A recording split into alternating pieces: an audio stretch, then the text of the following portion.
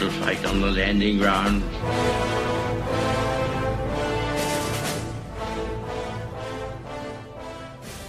Thank you for joining us. You are listening to A Radio, and this is the Morning Moment. Please click on the follow button on Spreaker.com. This article is entitled UK Still Welcoming Jihadis. This is from the Gatestone Institute, and I've just got highlights of it. And in simple terms, it just highlights how cheap politicians really are and what they really worry about. Remember this next time they want your vote, because in my mind, black is really black and white is really white. And that's really all you need to know, isn't it? Here's part of the article, and I will put the full link on my website.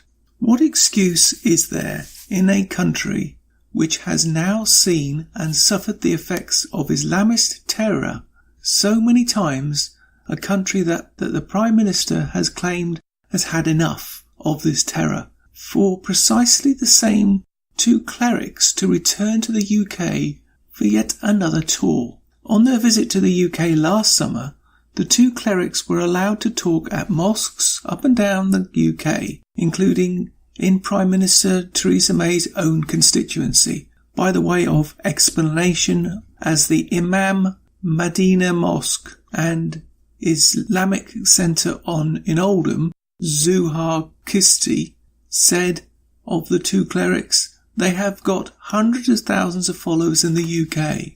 For his part, the son of the murdered Punjab province governor Salam Taseer and Shahbaz Taseer criticised the UK authorities for letting the people who praised the murder of his father into the UK. Last year, members of the British government could have claimed to have been ignorant of the views of these two clerics.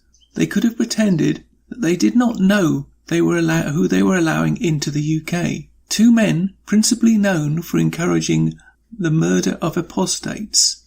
They could have pretended to have been ignorant of the beliefs of these two men, who like to whip up crowds to praise murderers. But they cannot be unaware of this year. So what are the excuses for letting them in? Are there any?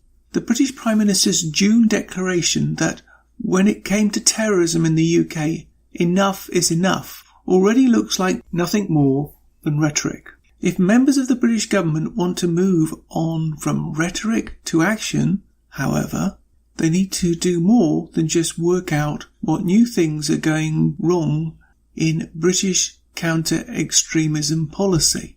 They will need to identify the mistakes they keep on making, and perhaps try and avoid making them yet again. Bewilderingly, a remarkable opportunity to learn a lesson appears to have been missed yet again. This is yet another example of political correctness before the safety of its citizens. It matters not whether it's in the UK or Canada or anywhere in Europe. It's all the same lip service until the next innocent is assassinated, then blah blah blah, etc. They're all the same.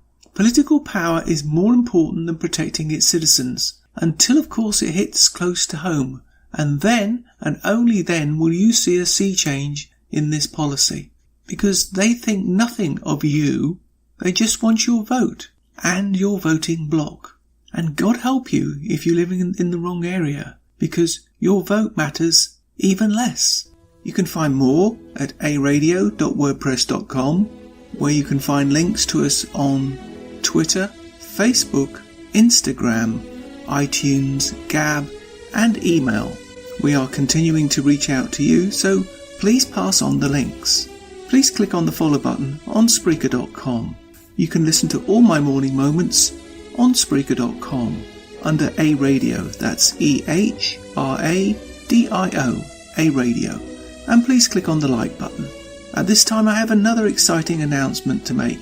You can now find us on iHeartRadio under A Radio, and you can find all my podcasts and morning moments at aradio.wordpress.com. Click on the Morning Moments tab.